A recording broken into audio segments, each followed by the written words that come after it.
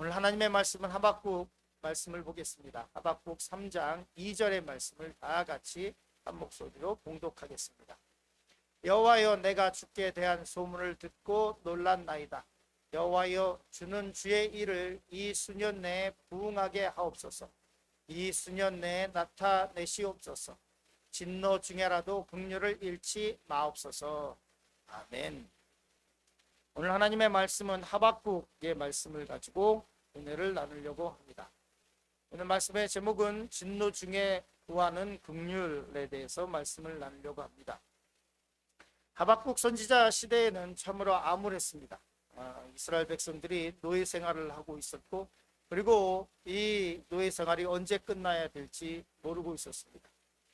예배와 제사가 무너져 있었습니다. 특별히 하나님께서는 이 노예 생활하는 동안에 이 선지자들을 통해서 말씀하고 있었지만 이스라엘 백성들이 그 가운데서 갈 길을 찾지 못했습니다.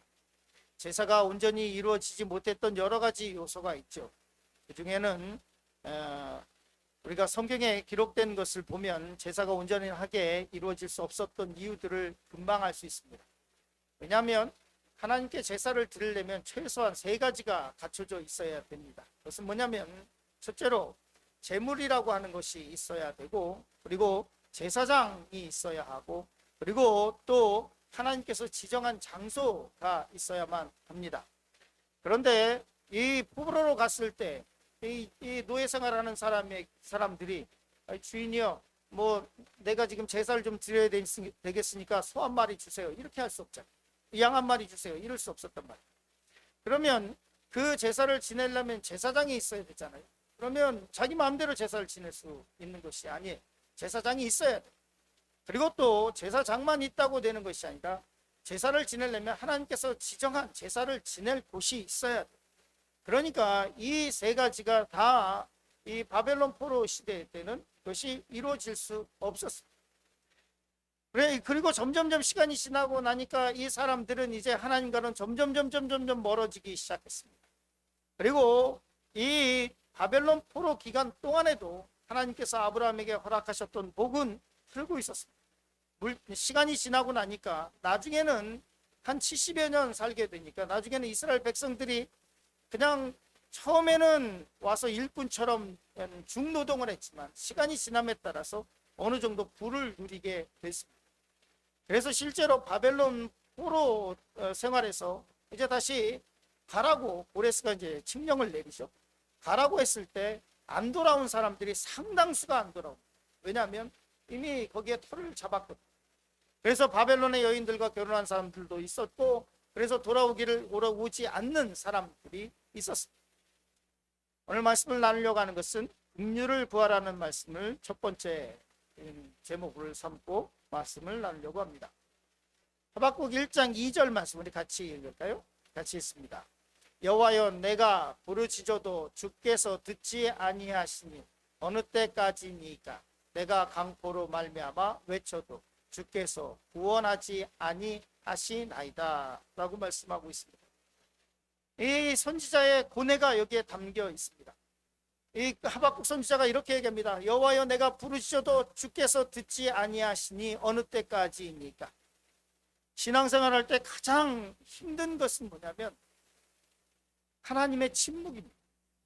하나님의 침묵이 가장 힘든 것 같아요. 저 같은 경우에 기도를 해도 금식을 해도 하나님의 답이 금방금방 오면 고난을 쉽게 이겨낼 수 있는데, 하나님께서 응답해 주시면 그러면 그 말씀 가지고 살아갈 수 있는데, 기도를 해도 하나님의 침묵이, 하나님의 답이 오랫동안 오지 않을 때, 그땐 정말로 힘이, 오랫동안 믿지 않는 남편을 위해서 기도를 해도 전혀 변하지 않고, 핍박은 전혀 끝나지 않고, 하나님께 간구하면서 자녀를 위해서 기도하는데 그 자녀는 결코 변하지 않고, 이럴 때 너무너무 힘든 것을 하박국 선지자가 이 고뇌에 빠져 있었습니다. 여호와여, 내가 부르짖어도 주께서 듣지 아니하시니 어느 때까지 하리?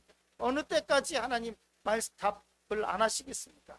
어느 때까지 하나님 침묵하시겠습니까? 라고 하는 고뇌가 있습니다. 계속해서 읽어보면 이렇게 말씀하고 있습니다. 내가 강포로 말미암아 외쳐도 주께서 구원하지 아니하시나이다. 하나님, 내가 아무리 간구해도 내가 금식해도 하나님 답하지 않고 계십니다 라고 말씀을 하고 있어요. 하박국 1장 3절 말씀 우리 같이 읽었으면 좋겠습니다. 어찌하여 내게 죄악을 보게 하시며 패악을 눈으로 보게 하시나이까. 겁탈과 강포가 내 앞에 있고 변론과 분쟁이 일어났나이다. 이스라엘 백성이 이 외부적인 것과 내부적인 것에서 시달리고 있었습니다.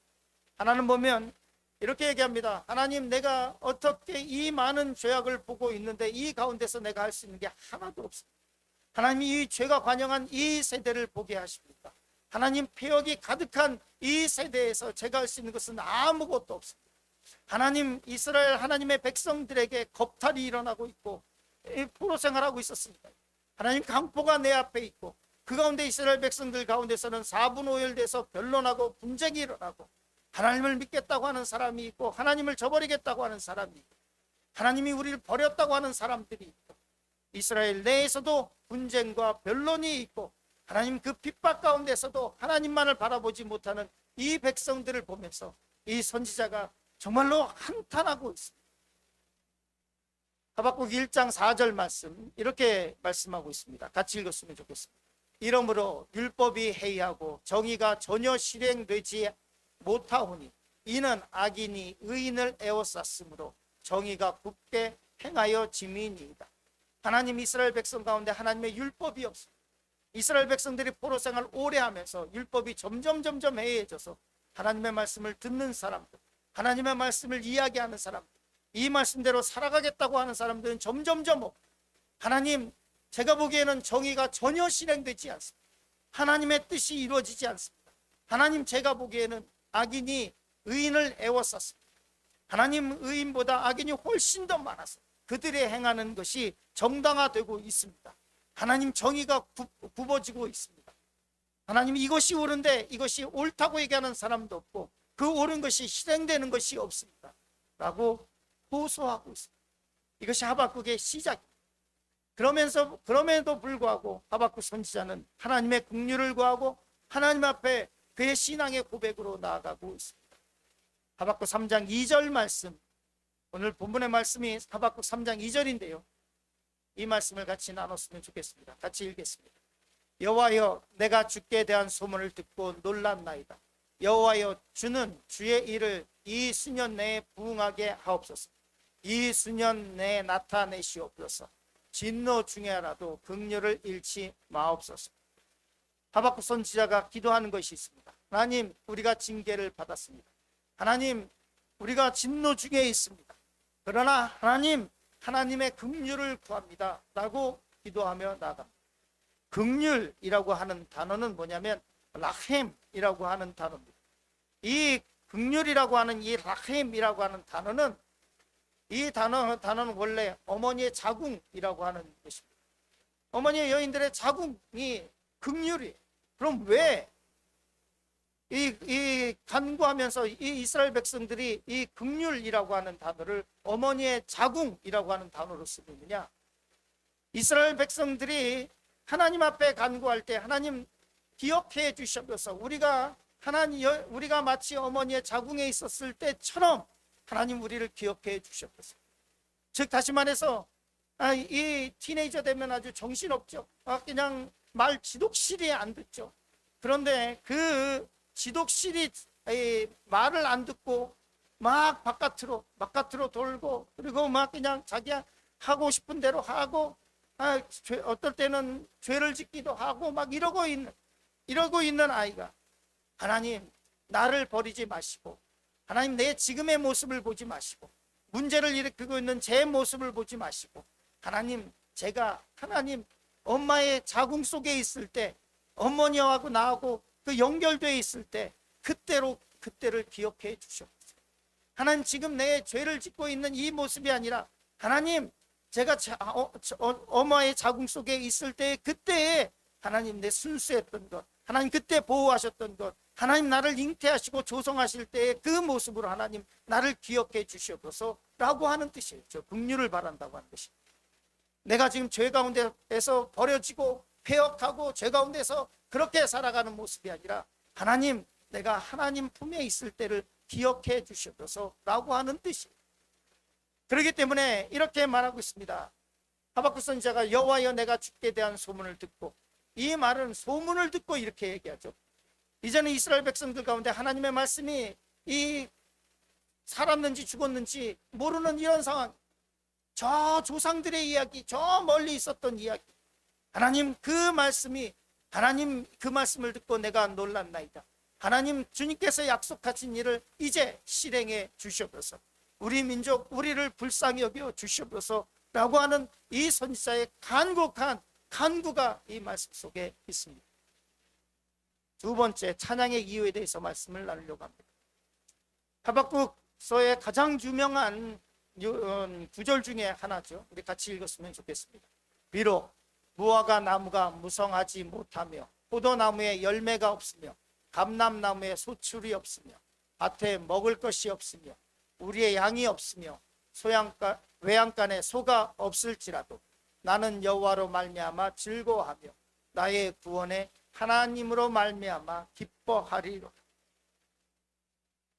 하박국 선지자가 이야기합니다. 하나님, 내가 하나님을 찬양한 이유는 무화과 나무에 열매가 많아서 그런 것이 아니고, 포도나무에 열매가 많아서 그런 것이 아니고, 감람나무에 소출이 많아서 그런 것이 아니라, 밭에 먹을 것이 많아서 그런 것이 아니라, 우리의 양이 많아서가 아니라, 외양간에 소가 많아서가 아니라, 하나님, 나는 여호와로 말미암아 즐거워하고 구원의 하나님으로 말미암아 기뻐하기를 원합니다 라고 하는 신앙의 고백.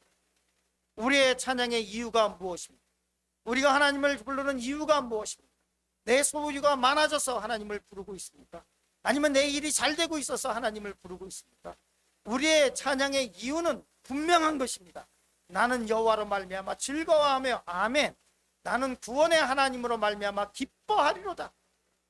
그러나 이 세상 사람들은 무화과 나무가 무성하지 않다고 하나님을 원망하고 있고, 포도나무에 열매가 없다고 하나님을 원망하고 있고, 감람나무에 소출이 없다고 원망하고 있고, 내 자녀가 잘 되지 못하다고 해서 원망하고 있고, 내 사업장이 변변치 못하다고 해서 원망하고 있고, 외양간에 소가 없다고 해서 원망하고 있습니다. 우리의 찬양의 이유가 무엇입니까? 나는 여호와로 말미암아 즐거워하며 나의 구원의 하나님으로 말미암아 기뻐하리라. 아멘 하시죠? 시편 40편 8절은 이렇게 말씀하고 있습니다. 나의 하나님이여 내가 주의 뜻을 행하기를 즐기오니 주의 법이 나의 심중에 있나이다 하였나이다. 하나님, 내가 주의 뜻을 행하기를 즐거워하나이다. 오늘 여러분 어떻게 살아가시기 원하십니까? 하나님의 뜻을 행하기를 즐거워하시길 간절히 축원합니다. 그러면 더 큰 기쁨이 찾아올 것입니다. 여러분에게 묶였던 것이 있다면 그 묶인 것이 풀릴 것입니다. 마태복음 6장 33절 이렇게 말씀하고 있죠. 너희는 뭐라고요? 먼저 그의 나라와 그의 의를 구하라. 이 땅에 하나님의 나라를 구하는 사람이 얼마나 되겠습니까?